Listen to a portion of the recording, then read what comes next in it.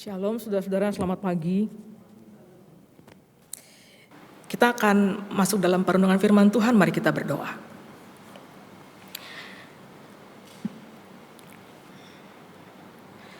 Tuhan, jalan yang ada di hadapan kami ini adalah jalannya Tuhan. Dan kami harus menjalaninya dengan baik. Kami harus menghidupinya dengan sungguh-sungguh. Dan kami tidak bisa berjalan di jalan Tuhan kalau kami tidak sungguh-sungguh melihat kepada Tuhan, memandang kepada Engkau saja sebagai yang memiliki jalan ini. Tuhan, tolong kami supaya firman-Mu boleh sekali lagi menyegarkan kami, sehingga kami tahu bagaimana kami harus menghidupi jalan panggilan kami. Kami berdoa supaya Roh-Mu yang kudus memberikan pencerahan, memberikan kepada kami pemahaman, sehingga kami kemudian tahu bagaimana kami harus menyikapi hidup kami. Berdoa untuk hamba-Mu yang penuh dengan keterbatasan, biarlah kebenaran firman Tuhan saja yang boleh dinyatakan. Di dalam nama Tuhan Yesus kami berdoa. Amin. Saudara, firman Tuhan yang diberikan kepada saya untuk direnungkan itu panjang sekali. Bilangan pasal 16. Cerita yang luar biasa yang mungkin kalau dibikin khotbah bisa menjadi 2-3 khotbah yang berbeda. Tetapi untuk menyelaraskan dengan tema yang diberikan kepada saya hanya membaca beberapa ayat saja. Saya akan baca ayat 1 sampai 11 dan 25 sampai 35. Bilangan 16 ayat 1 sampai 11 dan 25 sampai 35. Saya akan bacakan buat Bapak Ibu Saudara-saudara. Korah bin Yizar bin Kehat bin Lewi beserta Datan dan Abiram, anak-anak Eliab dan On bin Pelet, ketiganya orang Ruben, mengajak orang-orang untuk memberontak melawan Musa beserta 250 orang Israel, pemimpin-pemimpin umat itu, yaitu orang-orang yang dipilih oleh rapat, semuanya orang-orang yang kenamaan. Maka mereka berkumpul mengerumuni Musa dan Harun, serta berkata kepada keduanya, "Sekarang cukuplah itu, segala umat itu adalah orang-orang kudus, dan Tuhan ada di tengah-tengah mereka. Mengapakah kamu meninggikan diri di atas jemaah Tuhan?" Ketika Musa mendengar hal itu, sujudlah ia. Dan ia berkata kepada Korah dan segenap kumpulannya, "Besok pagi Tuhan akan memberitahukan siapa kepunyaannya dan siapa yang kudus, dan dia akan memperbolehkan orang itu mendekat kepadanya. Orang yang akan dipilihnya akan diperbolehkannya mendekat kepadanya. Perbuatlah begini, ambillah perbaraan-perbaraan hai Korah dan kamu segenap kumpulannya. Bubuhlah api ke dalamnya dan taruhlah ukupan di atasnya di hadapan Tuhan pada esok hari. Dan orang yang akan dipilih Tuhan, dialah yang kudus. Cukuplah itu, hai orang-orang Lewi." Lalu berkatalah Musa kepada Korah, "Cobalah dengar, hai orang-orang Lewi. Belum cukupkah bagimu bahwa kamu dipisahkan oleh Allah Israel dari umat Israel dan diperbolehkan mendekat kepadanya, supaya kamu melakukan pekerjaan pada kemah suci Tuhan dan bertugas bagi umat itu untuk melayani mereka, dan bahwa engkau diperbolehkan mendekat bersama-sama dengan semua saudaramu Bani Lewi. Dan sekarang mau pula kamu menuntut pangkat imam lagi. Sebab itu engkau ini dengan segenap kumpulanmu kamu bersepakat melawan Tuhan. Karena siapakah Harun sehingga kamu bersungut-sungut kepadanya?" Ayat 25, saudara. Lalu pergilah Musa kepada Datan dan Abiram dan para tua-tua Israel mengikuti dia. Berkatalah ia kepada umat itu, "Baiklah kamu menjauh dari kemah orang-orang fasik ini, dan janganlah kamu kena kepada sesuatu apapun dari kepunyaan mereka, supaya kamu jangan mati lenyap oleh karena segala dosa mereka." Maka pergilah mereka dari sekeliling tempat kediaman Korah, Datan dan Abiram. Keluarlah Datan dan Abiram lalu berdiri di depan pintu kemah mereka bersama-sama dengan istrinya, para anaknya dan anak-anaknya yang kecil. Sesudah itu berkatalah Musa, "Dari hal inilah kamu akan tahu bahwa aku diutus Tuhan untuk melakukan segala perbuatan ini, dan hal itu bukanlah dari hatiku sendiri. Jika orang-orang ini nanti mati seperti matinya setiap manusia, dan mereka mengalami yang dialami setiap manusia, maka aku tidak diutus Tuhan. Tetapi jika Tuhan akan menjadikan sesuatu yang belum pernah terjadi, dan tanah mengangakkan mulutnya dan menelan mereka beserta segala kepunyaan mereka, sehingga mereka hidup-hidup turun ke dunia orang mati, maka kamu akan tahu bahwa orang-orang ini telah menista Tuhan. Ayat 31. Maka baru saja ia selesai mengucapkan segala perkataan itu, maka terbelahlah tanah yang di bawah mereka, dan bumi membuka mulutnya dan menelan mereka dengan seisi rumahnya dan dengan semua orang yang ada pada Korah dan segala harta milik mereka. Demikianlah mereka dengan semua orang yang ada pada mereka turun hidup-hidup ke dunia orang mati. Dan bumi menutupi mereka sehingga mereka binasa dari tengah-tengah jemaah itu. Dan semua orang Israel yang di sekeliling mereka berlarian mendengar teriak mereka. Sebab kata mereka, jangan-jangan bumi menelan kita juga. Lalu keluarlah api berasal dari Tuhan, lalu makan habis ke 250 orang yang mempersembahkan ukupan itu. Cerita yang luar biasa, saudara. Saudara, banyak orang berpikir menjadi pemimpin itu posisi yang enak. Orang berpikir jadi pemimpin itu banyak keuntungan, banyak privilege. Mungkin yang dilihat adalah seorang pemimpin itu kerap kali mendapat banyak keistimewaan ya. Banyak orang melayani dia, dikelilingi oleh orang-orang yang selalu siap melakukan apapun yang diinginkan, saudara. Nampaknya seperti itu, tapi sebenarnya pada kenyataannya sesungguhnya yang mereka lakukan atau segala bentuk pelayanan yang diberikan kepada seorang pemimpin, saudara, itu sebenarnya diberikan orang bukan semata-mata kepada pribadinya, tapi sebenarnya pada jabatannya, saudara. Saya mendapatkan pemikiran ini dari pengalaman pribadi, saudara. Sebagai seorang pemimpin di institusi pendidikan seperti STT Amanat Agung, saya memiliki jabatan struktural, saudara. Saya mengalami bahwa selalu ada orang melayani saya. Kalau saya minta data, staf saya kasih data. Kalau saya minta laporan, kabak saya kasih laporan. Bahkan kalau saya udah sampai ke kantor dengan berbagai macam barang kiri kanan, maka paling sedikit ada mahasiswa datang kepada saya, "Bu, saya bantuin ya, Bu," katanya gitu. Selalu ada orang yang siap untuk menolong saya. Saya cuma berdiri aja di lorong gitu, di lorong di depan kantor, saya berdiri diam, akan ada orang mengatakan, "Ada apa, Bu? Ada yang bisa saya bantu?" katanya gitu. Saudara, lalu saya membandingkan bagaimana saya ketika saya pergi ke kampus tempat saya belajar di Manila. Sebelum pandemi saya 3-4 kali setahun terbang ke Manila untuk studi, saudara, ya, menyelesaikan kuliah saya. Kampusnya tuh besar sekali, berbukit gitu. Jadi di bawahnya tuh kelasnya, tengah-tengah itu adalah ada chapel. Nah, guest house, rumah mahasiswa, rumah dosen itu semua di atas di bukit, saudara. Jadi kalau saya datang, saudara, untuk 2 minggu, untuk 3 minggu atau sebulan, tentu bawa kopernya banyak. Nah, kalau saya sampai ke sana turun dari taksi, tidak ada yang menawarkan saya bawain ya, Bu, nggak ada. Saya mesti gerek koper saya yang gede itu dengan segala barang-barang. Kadang-kadang saya bawa juga buku. Saya mesti angkat itu, kemudian naik tangga, gerek lagi, kemudian naik tangga lagi sampai ke depan guest house tempat biasanya saya nginep. Kadang saya di jalan ketemu sama orang, tapi mereka nggak akan menawarkan saya bantuin yuk, nggak. Dia pasti "Hai Astri, hai," saya bilang gitu, tapi saya gerek lagi tuh koper, saudara. Nggak ada orang yang akan menawarkan saya pertolongan karena saya bukan siapa-siapa di sana. Waket 1 akademik nggak berlaku di sana, saudara. Saya bukan siapa-siapa, saya urus makan saya sendiri, saya urus kamar saya sendiri, saya urus administrasi saya sendiri, semua harus saya lakukan. Saya jadi berpikir bahwa memang menerima berbagai layanan dari orang di dalam kepemimpinan itu sebenarnya hanya sementara. Menerima sesuatu itu dalam kepemimpinan kita itu sementara, itu bukan sesuatu yang selamanya. Itu terjadi karena kepemimpinan kita, karena ada posisi yang kita pegang, saudara. Karena begitu jabatan itu tidak ada pada kita, nggak akan ada lagi. Begitu saya sampai di Manila, udah nggak ada lagi semuanya itu, layanan itu, saudara-saudara. Nah, yang dilihat orang itu seringkali mungkin itunya. Dilayani, nyaman, diterima, dihormati, ya, orang selalu melihat kepada dia, orang ngangguk kepada dia. Tapi yang seringkali orang kurang pikirkan bahwa menjadi pemimpin itu sesungguhnya berat. Jadi pemimpin itu berat, sesungguhnya dia bukan hanya mendapatkan kehormatan, saudara, tapi sesungguhnya dia juga punya banyak penderitaan. Dia juga punya banyak kesulitan di dalam memutuskan sesuatu. Gak enak sebenarnya jadi pemimpin. Tanya aja sama Muso Erwin. Berat, saudara, jadi pemimpin itu.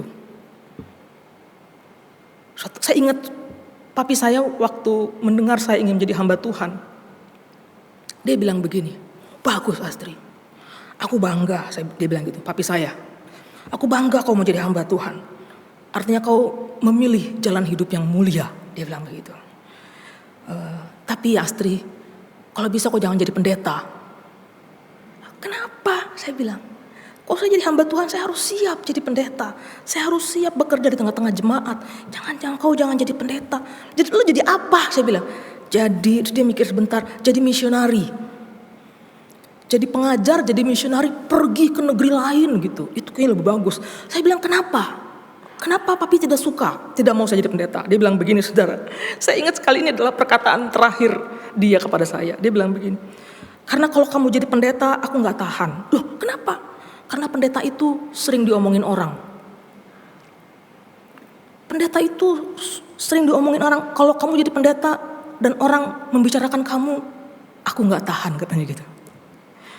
Saudara, papi saya menangkap fenomena bahwa memang pendeta itu adalah subjek pergunjingan orang yang juicy, yang enak dibicarakan di mana-mana.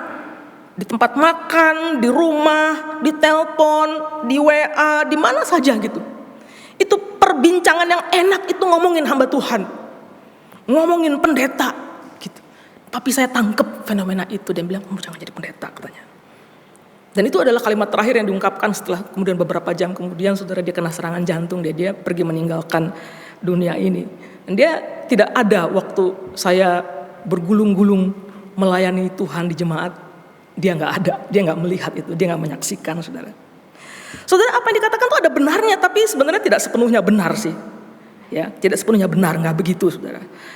Bahkan sebenarnya yang paling krusial itu bukan sekedar diomongin orang sebenarnya. Semua orang juga bisa ngomongin orang lain, bukan? Gosip di mana-mana, saudara. Gosip di mana-mana. Tapi bagaimana kesulitannya sebenarnya? Penderitaan, bebannya adalah bagaimana membawa begitu banyak orang dengan segala macam permasalahannya, bagaimana membawa begitu banyak orang bisa sejalan dengan keinginan Allah. Itulah yang susah. Itu susahnya menjadi pemimpin umat. Saudara, sesungguhnya ada banyak kesulitan dan kesusahan yang tidak kita lihat, yang dialami oleh seorang pemimpin. Semoga setelah ini Bapak Ibu Saudara-saudara punya empati yang lebih besar kepada seorang pemimpin. Dia menjalankan kepemimpinannya yang terlihat seringkali kenyamanannya saja, privilege-nya saja, tetapi di balik itu seringkali kita nggak menangkap penderitaan yang dia tanggung, saudara. Ada seorang bernama Korah. Dia sebenarnya masih sepupu sama Musa dan Harun. Dia adalah seorang Lewi.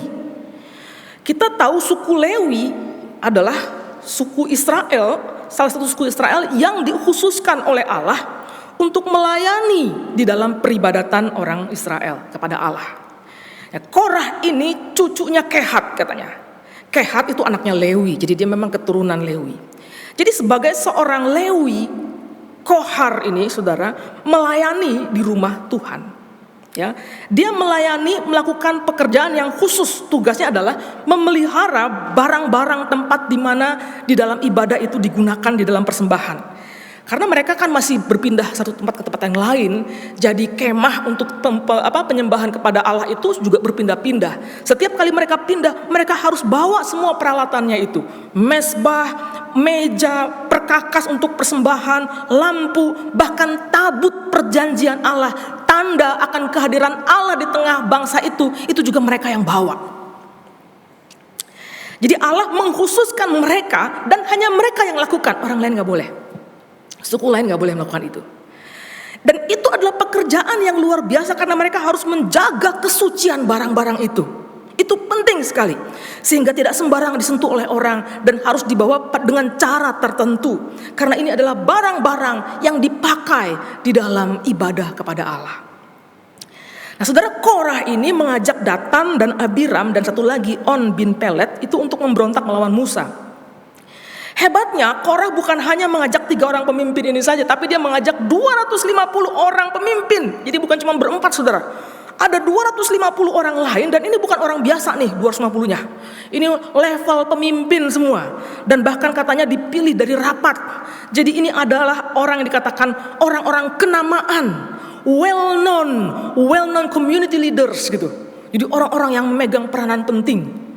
Saudara, ini pemberontakan yang sistemik, bersama-sama, berontaknya berjemaah, saudara, dan dipimpin oleh orang-orang yang ternama.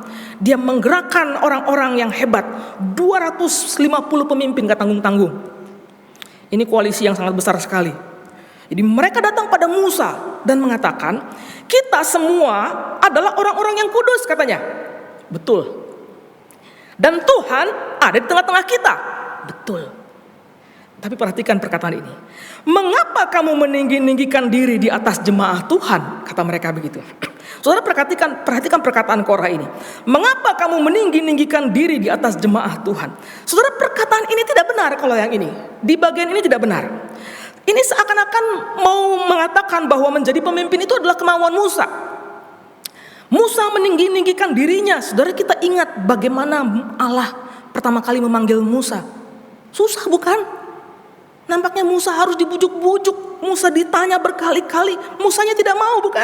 Musa mengatakan jangan aku, yang lain aja utus gitu. Sampai dia harus bikin alasan, berbagai alasan. Dia bilang lah nggak punya kemampuan.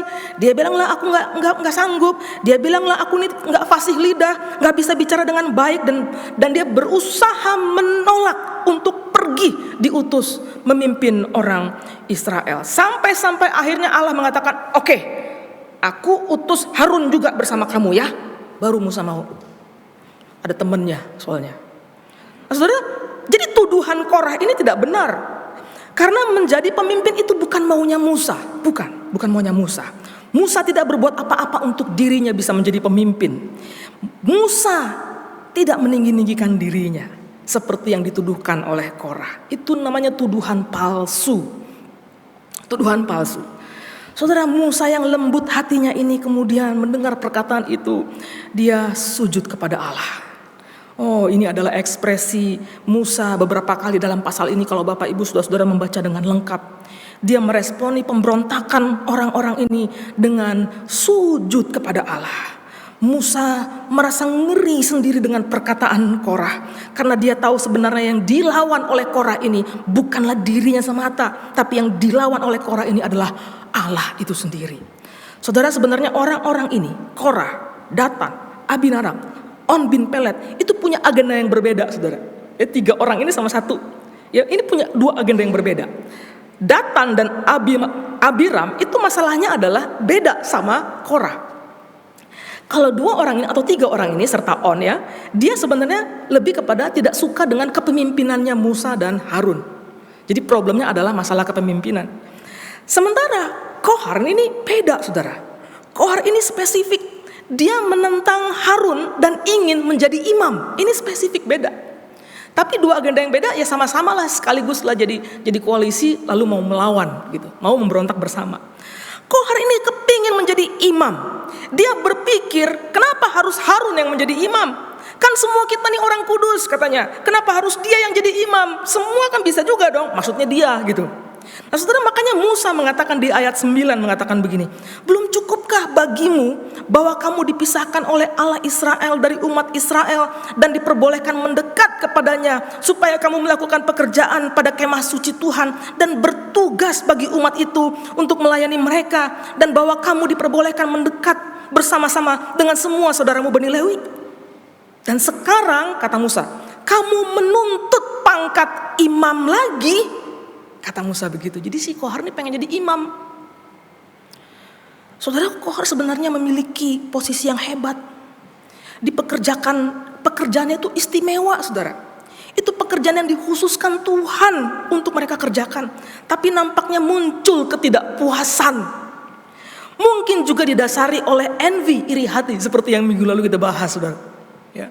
Muncul ketidakpuasan dicampur dengan iri hati. Musa mengatakan, belum cukupkah bagimu? Isn't it enough for you? Emangnya gak cukup ya?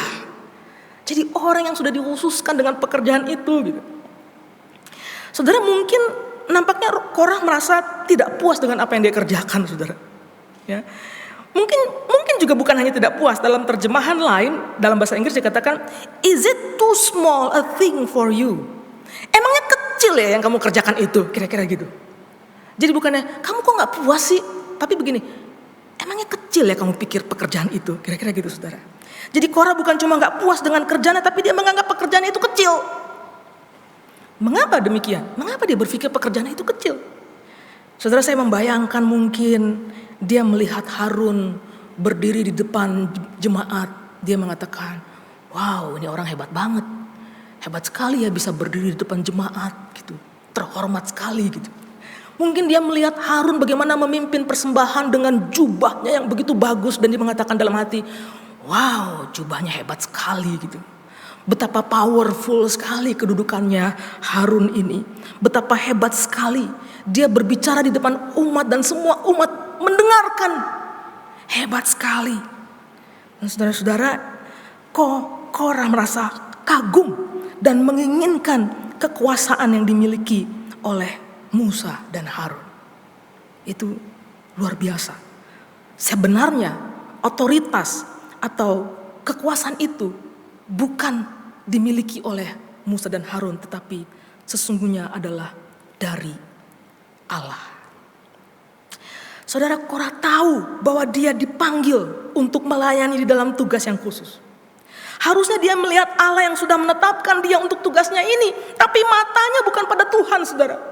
Matanya bukan pada Tuhan, tapi melihat kepada tugas yang diberikan Tuhan kepada orang lain gitu.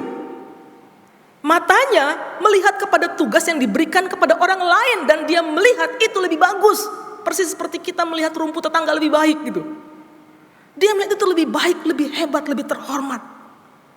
Dan saudara, ketika seseorang memalingkan pandangannya dari Tuhan, disitulah dia merasa gak puas.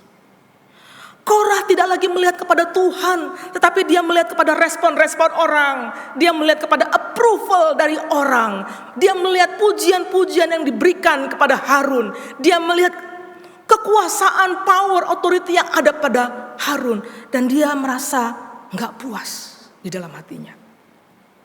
Saudara, ketika mata kita berpaling dari Tuhan dan hanya melihat kepada tugas orang lain, atau hanya melihat approval dari orang lain, maka kita kehilangan sukacita dalam apapun yang kita kerjakan, dalam apapun yang kita lakukan.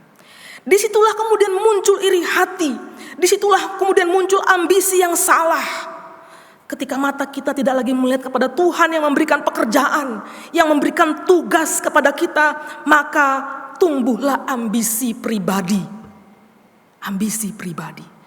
Apa yang Anda kerjakan ketika tidak lagi untuk Tuhan, karena Anda sudah membandingkannya dengan orang lain, disitulah muncul ambisi pribadi.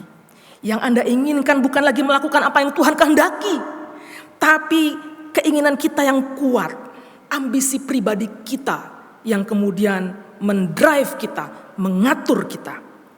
Tapi ketika mata kita tidak lagi melihat kepada Tuhan, maka ambisi kita menjadi ambisi yang tidak terarah, saudara. Orang boleh punya ambisi, semua orang Kristen harus punya ambisi. Ambisilah yang membuat kita bisa melakukan pekerjaan-pekerjaan yang baik. Ambisi yang membuat kita bisa melakukan karya yang begitu banyak. Tapi ketika kita mengerjakannya tanpa memandang kepada Tuhan, ambisi kita kehilangan gripnya. Ambisi kita kehilangan panutannya.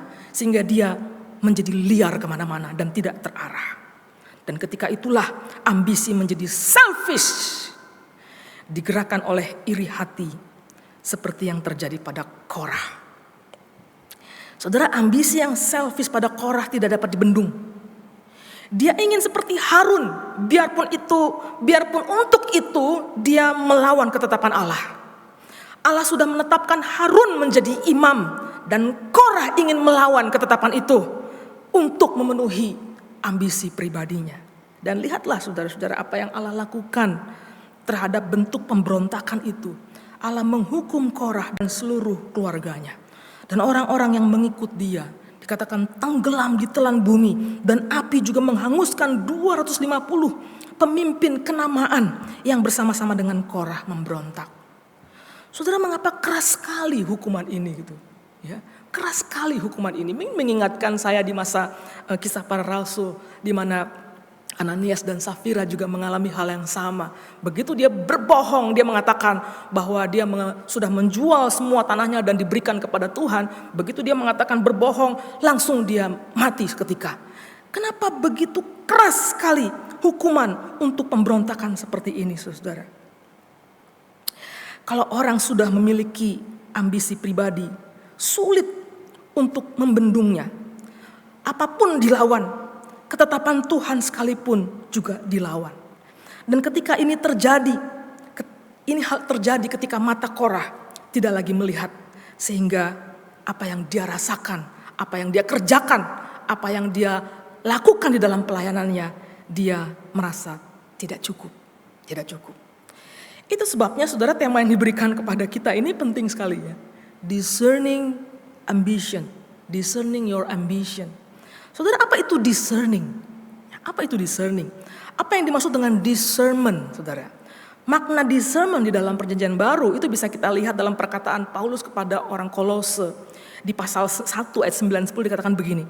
Kami meminta supaya kamu menerima segala hikmat dan pengertian yang benar untuk mengetahui kehendak Tuhan dengan sempurna, sehingga hidupmu layak di hadapannya serta berkenan kepadanya dalam segala hal. Jadi hikmat dan pengertian yang benar itulah spiritual understanding. Itulah yang dimaksud dengan discernment. Memiliki spiritual understanding, memiliki hikmat dan pengertian yang benar. Nah, saudara, ada seorang teolog spiritualitas bernama Henry Nouwen menulis buku berjudul Discernment. Lalu saya mempelajari apa itu sesungguhnya discernment. Saudara, discernment itu dapat diartikan sebagai suatu pengertian rohani atau ketajaman di dalam memaknai, atau kecerdasan rohani, bisa juga kita katakan seperti demikian. Dan itu dialami melalui dua kegiatan katanya. Ada dua hal. Yang pertama, ini menarik saudara. Yang pertama lewat seeing through atau melihat ke dalam, seeing through.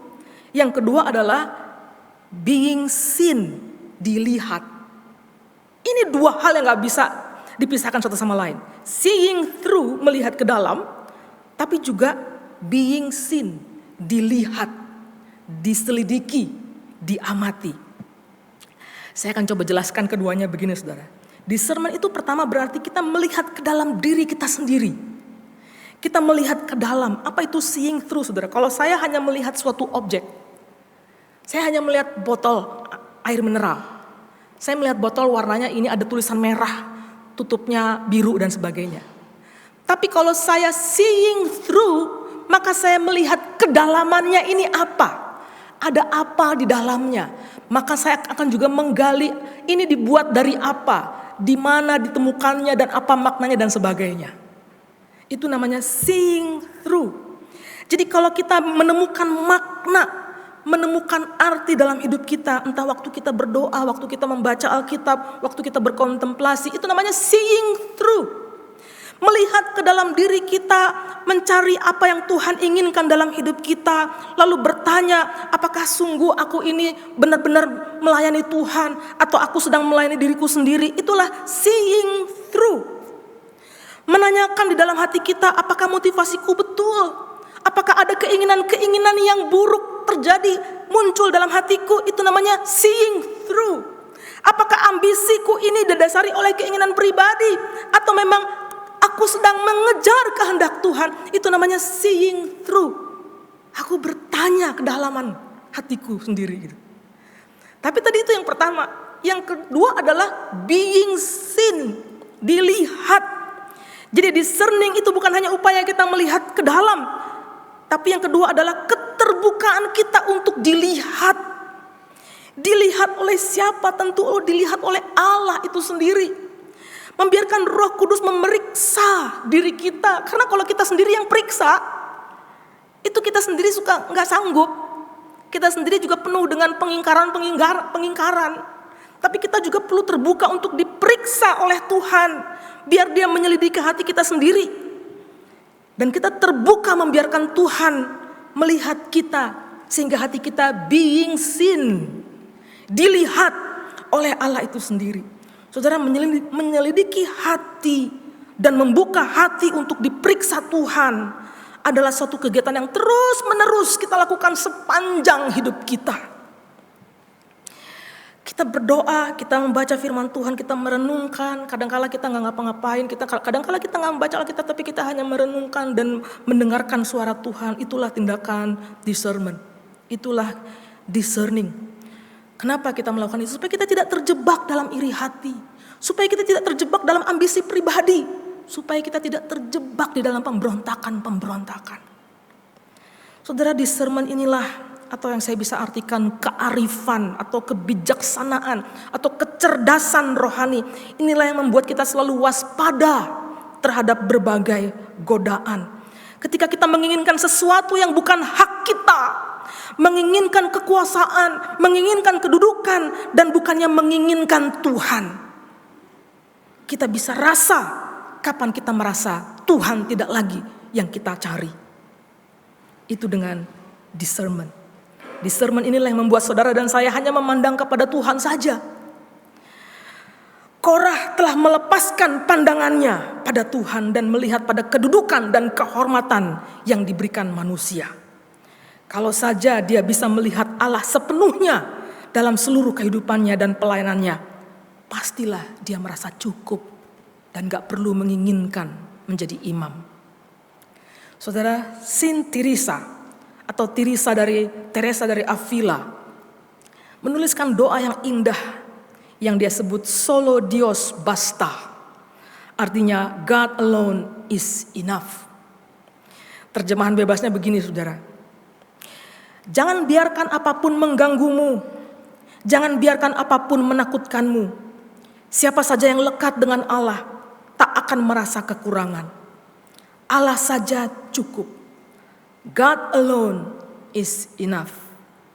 Bapak Ibu Saudara-saudara, hari ini kita belajar bahwa apapun yang kita kerjakan dalam pelayanan di gereja ataupun tugas-tugas pekerjaan kita dimanapun kita lakukan, kita harus melakukannya dengan rasa cukup di dalam Tuhan. Kita minta Tuhan terus memeriksa hati kita supaya hati kita tetap terpaut padanya, bukan yang lain. Supaya kita tidak terjebak dalam ambisi pribadi yang akhirnya hanya membawa kita jauh dari Tuhan. Mari kita berdoa.